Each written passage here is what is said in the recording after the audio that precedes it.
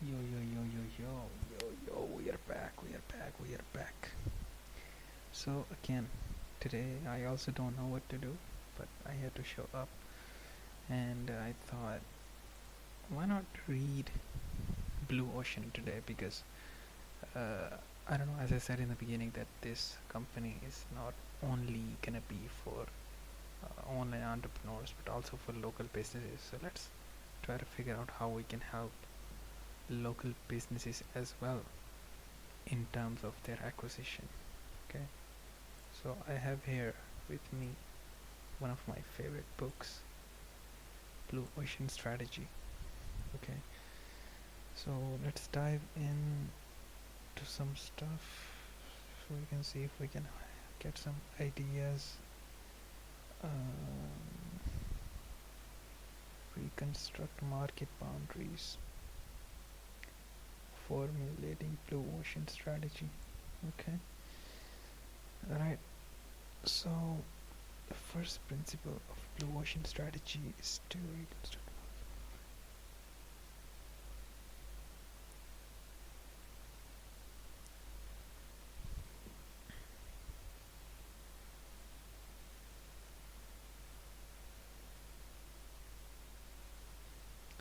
Where the fuck is the reading option? Yeah, there you go.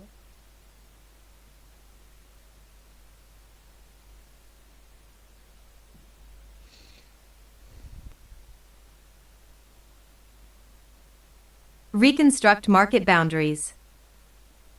The first principle of Blue Ocean Strategy is to reconstruct market boundaries to break from the competition and create blue oceans.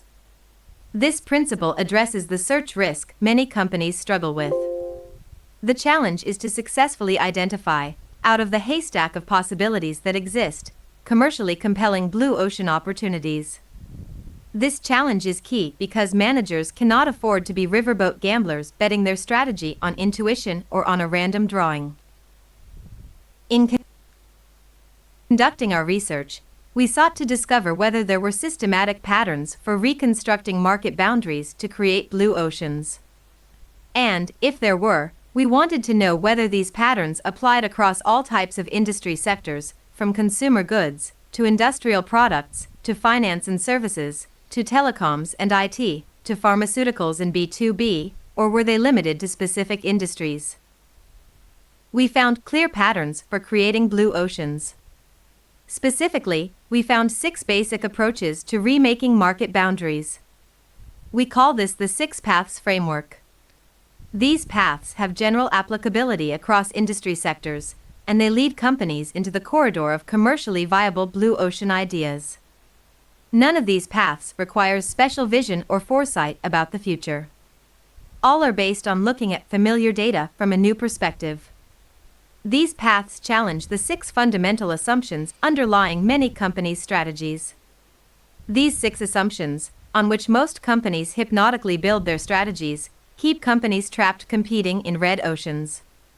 Specifically, companies tend to do the following. Define their industry similarly and focus on being the best within it. Look at their industries through the lens of generally accepted strategic groups, such as luxury automobiles, economy cars, and family vehicles. And strive to stand out in the strategic group they play and focus on the same buyer group, be it the purchaser, as in the office equipment industry, the user, as in the clothing industry, or the influencer, as in the pharmaceutical industry. Define the scope of the products and services offered by their industry. Similarly, accept their industry's functional or emotional orientation. Focus on the same point in time, and often on current competitive threats, in formulating strategy. The more that companies share this conventional wisdom about how they compete, the greater the competitive convergence among them. To break out of red oceans, companies must break out of the accepted boundaries that define how they compete. Instead of looking within these boundaries, managers need to look systematically across them to create blue oceans. They need to look across alternative industries, across strategic groups, across buyer groups, across complementary product and service offerings, across the functional emotional orientation of an industry, and even across time. This gives companies keen insight into how to reconstruct market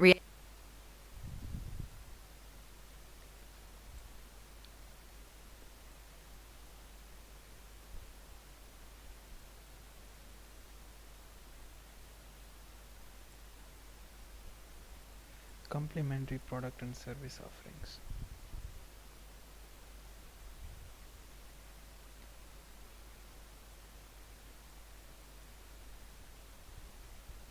realities to open up blue oceans. Let's examine how each of these 6 paths works. Path 1. Look across alternative industries. In the broadest sense, a company competes not only with the other firms in its own industry, but also with companies in those other industries that produce alternative products or services. Alternatives are broader than substitutes. Products or services that have different forms but offer the same functionality or core utility are often substitutes for each other. On the other hand, alternatives include products or services that have different functions and forms but the same purpose. For example, to sort out their personal finances, people can buy and install a financial software package, hire a CPA, or simply use pencil and paper. And nowadays there are also apps that help with this. The software, the CPA, the pencil and financial apps are largely substitutes for each other.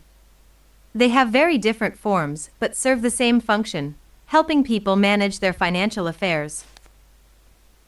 In contrast, products or services can take different forms and perform different functions but serve the same objective. Consider cinemas versus restaurants. Restaurants have few physical features in common with cinemas and serve a distinct function. They provide conversational and gastronomical pleasure. This is a very different experience from the visual entertainment offered by cinemas. Despite the differences in form and function, however, people go to a restaurant for the same objective that they go to the movies, to enjoy a night out. These are not substitutes, but alternatives to choose from. In making every purchase decision, buyers implicitly weigh alternatives, often unconsciously. Do you need a self-indulgent 2 hours? What should you do to achieve it? Do you go to the movies, have a massage, or enjoy reading a favorite book at a local cafe? The thought process is intuitive for individual consumers and industrial buyers alike. For some reason, we often abandon this intuitive thinking when we become sellers. Rarely do sellers think consciously about how their customers make trade-offs across alternative industries. A shift in price, a change in model, even a new ad campaign can elicit a tremendous response from rivals within an industry, but the same actions in an alternative industry usually go unnoticed. Trade journals, trade shows, and consumer rating reports reinforce the vertical walls between one industry and another. Often, however, the space between alternative industries provides opportunities for value innovation. Consider NetJets, which created the blue ocean.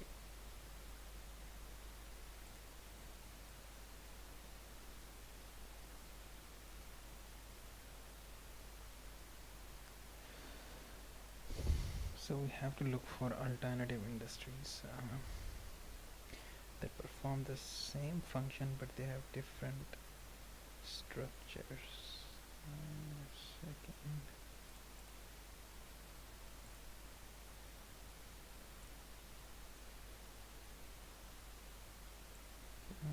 Functionality.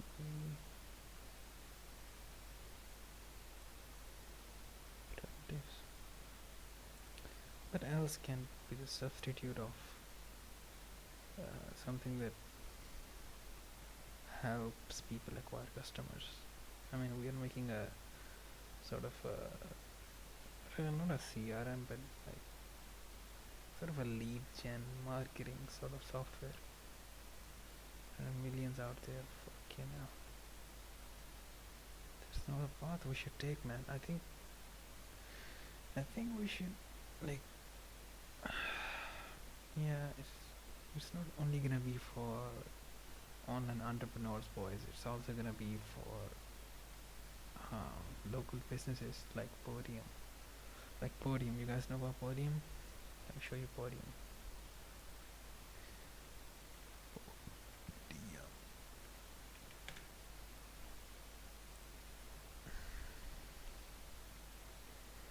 Convert and manage leads. So the technology company headquartered in Lehi, Utah, that develops cloud-based software related to messaging, customer feedback, online reviews, selling products, requesting payments.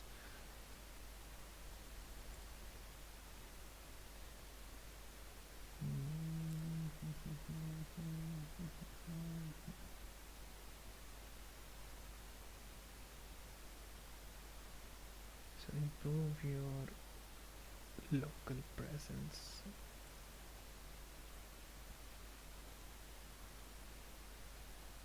So they like work for local businesses, help them grow, help them manage leads.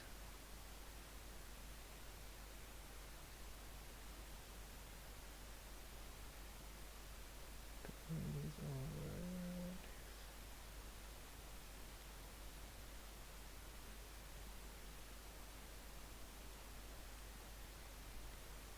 Guys, it's $100 million business. Okay, it's a never judge a book by its cover. It's $100 million business, and it's they have 13,000 followers. You don't believe me? Look, wait a second. Podium revenue. Look, damn, bro, $153 million in revenue. That's Podium, and they have what? 13,000 followers.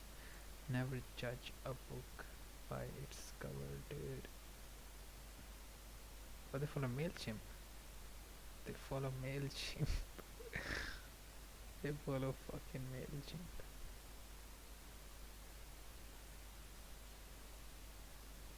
They follow Figma. American Express, Shopify, TSA, Zuck, Amazon, Facebook, Life at Meta.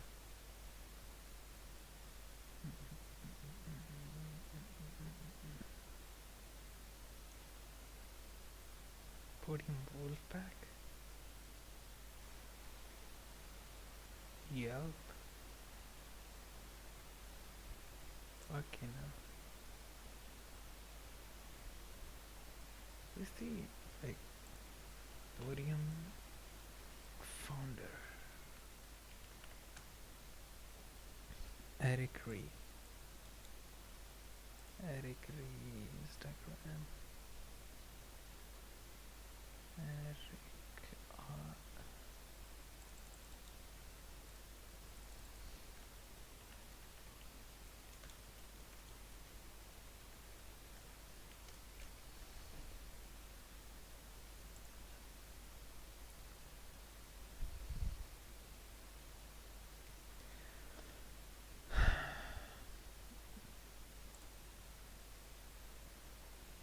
Co-founder and CEO at Podium.